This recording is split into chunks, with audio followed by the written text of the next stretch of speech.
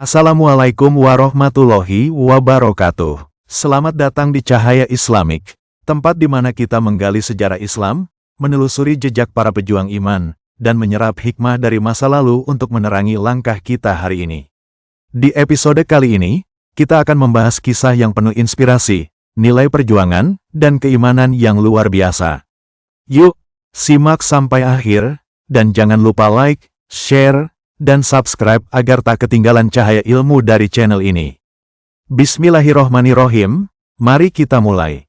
Biografi Utsman bin Affan. Nama lengkapnya adalah Utsman bin Affan bin Abi al-As bin Umayyah bin Abdus Syams bin Abdu Manaf bin Qusay bin Kilab. Utsman dilahirkan dari seorang ayah yang bernama Affan bin Abi al-As dari suku Bani Umayyah, dan ibu yang bernama Arwa binti Quraisy dari Abdus Syams, kedua suku kaya dan terpandang Quraisy di Mekah. Utsman memiliki satu saudara perempuan, yaitu Aminah. Utsman terlahir di Taif. Ia tercatat sebagai salah satu dari 22 orang Mekah yang tahu cara menulis. Ayahnya Utsman bin Affan meninggal di usia muda, meninggalkan Utsman dengan warisan besar. Ia menjadi pedagang seperti ayahnya, dan bisnisnya berkembang, membuatnya menjadi salah satu orang terkaya di antara orang Quraisy. Utsman bin Affan adalah sahabat dan juga khalifah ketiga dalam Khulafaur Rasyidin. Beliau dikenal sebagai pedagang yang kaya raya dan handal dalam bidang ekonomi namun sangat dermawan. Banyak bantuan ekonomi yang diberikannya kepada umat Islam di awal dakwah Islam. Ia mendapat julukan Zunnurain yang berarti yang memiliki dua cahaya. Julukan ini didapat karena Utsman telah menikahi putri kedua dan ketiga dari Rasulullah, yaitu Ruqayyah dan Ummu Kulsum. Utsman bin Affan lahir pada 576 Masehi dari golongan Bani Umayyah. Nama ibunya adalah Arwa binti Quris bin Rabi'ah. Ia masuk Islam atas ajakan Abu Bakar dan termasuk golongan As-Sabiqun al-Awwalun, golongan yang pertama masuk Islam. Muhammad sendiri menggambarkan Utsman bin Affan sebagai pribadi yang paling jujur dan rendah hati di antara kaum muslimin. Diriwayatkan oleh Imam Muslim bahwa Aisyah bertanya kepada Nabi Muhammad, "Abu Bakar As-Siddiq masuk tetapi engkau biasa saja dan tidak memberi perhatian khusus. Lalu Umar bin Khattab masuk, engkau pun biasa saja dan tidak memberi perhatian khusus. Akan tetapi ketika Utsman bin Affan masuk engkau terus duduk dan membetulkan pakaian, mengapa?" Rasulullah menjawab, "Apakah aku tidak malu terhadap orang yang malaikat saja malu kepadanya?" Pada saat perang Zaturika dan perang Ghatafan berkecamuk, di mana Nabi Muhammad memimpin perang, Utsman dipercaya menjabat sebagai wali kota Madinah. Saat perang Tabuk, Utsman mendermakan 950 ekor unta dan 70 ekor kuda, ditambah 1000 dirham sumbangan pribadi untuk perang Tabuk, nilainya sama dengan sepertiga biaya perang tersebut. Utsman bin Affan juga menunjukkan keder mawanannya tatkala membeli mata air yang bernama rumah dari seorang lelaki Yahudi suku Ghifar seharga 35.000 dirham, sekitar 140 juta rupiah. Mata air itu ia wakafkan untuk kepentingan rakyat umum. Pada masa pemerintahan Abu Bakar As-Siddiq, Utsman bin Affan juga pernah memberikan gandum yang diangkut dengan 1000 unta untuk membantu kaum miskin yang menderita di musim kering. Ia adalah khalifah pertama yang melakukan perluasan Masjidil Haram Mekah dan Masjid Nabawi Madinah karena semakin ramai umat Islam yang menjalankan rukun Islam kelima, yaitu haji. Ia mencetuskan ide polisi keamanan bagi rakyatnya, membuat bangunan khusus untuk mahkamah dan mengadili perkara yang sebelumnya dilakukan di masjid, membangun pertanian, menaklukkan beberapa daerah kecil yang berada di sekitar perbatasan seperti Suriah, Afrika Utara, Persia, Khurasan, Palestina, Siprus, Rhodes, dan juga membentuk angkatan laut yang kuat. Jasanya yang paling besar adalah saat mengeluarkan kebijakan untuk mengumpulkan Al-Quran dalam satu mushaf, yang dikenal dengan Mushaf Utsmani. Selama masa jabatannya, Utsman bin Affan banyak mengganti gubernur wilayah yang tidak cocok atau kurang cakap dan menggantikannya dengan orang-orang yang lebih kredibel. Namun hal ini banyak membuat sakit hati pejabat yang diturunkan sehingga mereka bersekongkol untuk membunuh khalifah. Pada masa jahiliyah ia disebut dengan nama panggilan Abu Amr. Setelah masuk Islam, ia lebih sering dipanggil Abu Abdullah, yang diambil dari nama putranya dari Ruqayyah. Ada pula yang menyebutkan, pada masa jahiliyah Utsman sering dipanggil Abu Laila karena kelembutan dan keramahannya kepada sesama. Selanjutnya masa kekhalifahan Utsman bin Affan. Utsman bin Affan adalah seorang pengusaha cerdas dan seorang pedagang yang sukses dari masa mudanya. yang berkontribusi besar pada kekhalifahan Khulafaur Rasyidin. Umar bin Khattab telah menetapkan tunjangan orang-orang dan dengan asumsi kantor, Utsman bin Affan meningkatkannya sekitar 25%. Umar bin Khattab telah menempatkan larangan penjualan tanah dan pembelian lahan pertanian di wilayah yang ditaklukkan. Utsman bin Affan mencabut pembatasan ini, mengingat fakta bahwa perdagangan tidak bisa berkembang. Utsman bin Affan juga mengizinkan orang untuk menarik pinjaman dari perbendaharaan publik. Di bawah Umar bin Khattab, telah ditetapkan sebagai kebijakan bahwa tanah di wilayah yang ditaklukkan tidak boleh didistribusikan di antara para pertempur, tetapi tetap menjadi milik dari pemilik sebelumnya. Tentara merasa tidak puas dengan keputusan ini, tetapi Umar bin Khattab menekan oposisi dengan tangan yang kuat. Utsman bin Affan mengikuti kebijakan yang dibuat oleh Umar bin Khattab dan ada lebih banyak penaklukan, dan pendapatan dari tanah meningkat secara signifikan. Umar bin Khattab pendahulu Utsman bin Affan, sangat ketat dalam penggunaan uang dari perbendaharaan publik. Terlepas dari tunjangan kecil yang telah disetujui untuknya, Umar bin Khattab tidak mengambil uang dari perbendaharaan. Dia tidak menerima hadiah apapun, dia juga tidak mengizinkan anggota keluarganya untuk menerima hadiah apapun dari setiap kuartal. Selama waktu Utsman bin Affan, ada beberapa relaksasi dalam ketegasan seperti itu. Utsman bin Affan tidak menarik tunjangan apapun dari perbendaharaan untuk keperluan pribadinya, juga tidak menerima gaji. Ia adalah orang kaya dengan sumber daya yang cukup. Tetapi tidak seperti Umar bin Khattab, Utsman bin Affan menerima hadiah dan mengizinkan anggota keluarganya untuk menerima hadiah dari orang tertentu.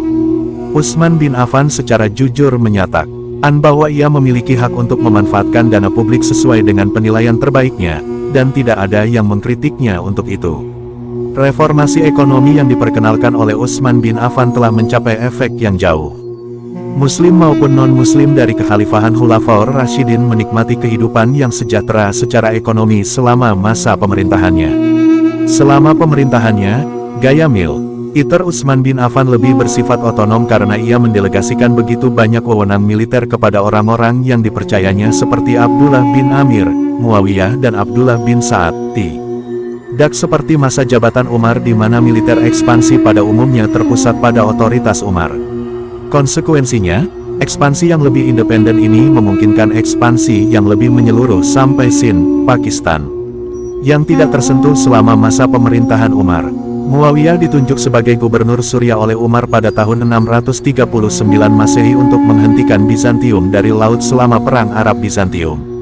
Penunjukan ini terjadi setelah kakak laki-lakinya Yazid bin Abu Sufyan, gubernur Suriah, meninggal dalam wabah, bersama dengan Abu Ubaidah bin Al-Jarrah, gubernur di hadapannya dan 25.000 orang lainnya. Pada masa kekuasaan Utsman tahun 649 Masehi, Muawiyah diizinkan untuk mendirikan angkatan laut, diawaki oleh orang-orang Kristen monofisit, Koptik, dan para pelaut Kristen Suriah dan pasukan Suriah. Hal ini mengakibatkan kekalahan angkatan laut Bizantium pada pertempuran Zatus Sawari pada tahun 655 Masehi. Pada tahun 31 Hijriah atau sekitar 651 Masehi, Khalifah Utsman mengirim Bedullah bin Zubair dan Abdullah bin Sa'ad untuk memimpin ekspedisi ke Maghreb di mana ia bertemu tentara Gregoris sang Patrisian, pemimpin wilayah Afrika Utara dan kerabat Heraklius yang mencatat angka antara 120.000 sampai 200.000 tentara. Meskipun perkiraan lain dicatat, pasukan Gregory diperkirakan sekitar 20.000. Pasukan musuh bentrok di Sabutilak secara bergantian disebut Sufetula, yang menjadi nama pertempuran ini. Catatan dari Al-Bidayah wal Nihayah menyatakan bahwa pasukan Abdullah dikepung oleh pasukan Gregory dengan cara melingkar dan situasinya sangat mengerikan bagi tentara Muslim karena mereka terancam dihancurkan. Namun, Abdullah bin Zubair melihat Gregory di kereta dan segera dia meminta Abdullah bin Sa'ad untuk memimpin detasemen kecil untuk mencegatnya. Pencegatan berhasil, dan Gregory dibunuh oleh pasukan Zubair. Akibatnya, moral tentara Bizantium mulai runtuh dan segera mereka dikalahkan. Beberapa sumber Muslim seperti Muhammad bin Jarir al-Tabari, mengklaim bahwa setelah penaklukan Afrika Utara selesai, Abdullah bin Sa'ad melanjutkan penaklukan ke Spanyol. Spanyol pertama kali diserang sekitar 60 tahun kemudian setelah kekhalifahan Utsman. Sejarawan Muslim terkemuka lainnya seperti Ibnu Katsir, juga mengutip narasi yang sama. Dalam deskripsi kampanye ini, di mana Afrika Utara ditaklukkan oleh Abdullah bin Sa'ad sementara dua jenderalnya, Abdullah bin Nafi bin Husain dan Abdullah bin Nafi bin Abdul Qais, ditugaskan untuk menyerbu daerah pesisir Spanyol dengan kekuatan Berber dari arah laut. Mereka berhasil menaklukkan daerah pesisir Andalusia. Tidak diketahui di mana pasukan Muslim mendarat, perlawanan apa yang mereka temui, dan bagian Spanyol apa yang sebenarnya mereka taklukkan. Namun, jelas bahwa umat Islam menaklukkan beberapa bagian dari Spanyol selama kekhalifahan Utsman, mungkin membangun koloni di pantai selatan. Meskipun penggerebekan oleh Berber dan Muslim dilakukan terhadap kerajaan Visigoth di Spanyol selama akhir abad ke-7. Tidak ada bukti bahwa Spanyol diserang atau bahwa bagian dari itu ditaklukkan atau diselesaikan oleh Muslim sebelum kampanye 711 Masehi oleh Tariq bin Ziyad. Abdullah bin Sa'ad juga melanjutkan kesuksesannya dalam pertempuran Angkatan Laut Khalifah pertama melawan Kekaisaran Bizantium dalam pertempuran di Mestan yang digambarkan sebagai konflik pertama yang menentukan Islam di kedalaman laut lepas di pantai. Selanjutnya wafatnya Utsman bin Affan. Orang-orang Mesir yang mengepung Utsman berjumlah 600 orang yang dipimpin oleh Kinanah bin Bisir, Ibnu Udais al-Balwi, dan Amru bin Alham. Sedangkan orang-orang yang datang dari Kufah berjumlah 200 orang, yang dipimpin oleh Al-Ashtar an-Nakhai, dan orang-orang yang datang dari Basrah berjumlah 100 orang, yang dipimpin oleh Hukaim bin Jabalah. Utsman kepada orang-orang, aku bermimpi melihat Rasulullah pada suatu malam, beliau bersabda, berbukalah bersama kami besok. Besoknya Utsman berpuasa dan beliau terbunuh pada hari itu.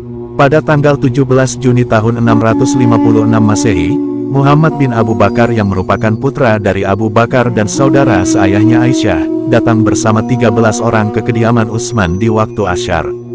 Saat itu Utsman sedang membaca mushaf Al-Quran surat Al-Baqarah ayat 137. Muhammad meraih jenggotnya Utsman dan berkata, Muawiyah tidak menjadi penolong buatmu, begitu pula Ibnu Amir dan suratmu. Utsman berkata, lepaskan jenggotku, wahai anak saudaraku. Muhammad pun melepas jenggotnya. Lalu pemberontak lain datang membawa panah yang mempunyai ujung besi, yang bernama Ruman bin Sudan, dan dia pun menikamkannya ke kepala Utsman. Mereka pun mengerubungi Utsman dan membunuhnya. Para sahabat berduka dan mendoakan ampunan untuk Utsman. Sa'ad bin Abi Waqqas yang dikenal doanya dikabulkan Allah berkata, Ya Allah buatlah mereka pelaku pembunuhan Utsman, menyesal dan siksalah mereka. Para tabi'in menyaksikan para pelaku pembunuhan itu kelak mati terbunuh atau menjadi gila. Wallahu a'lam bishawab.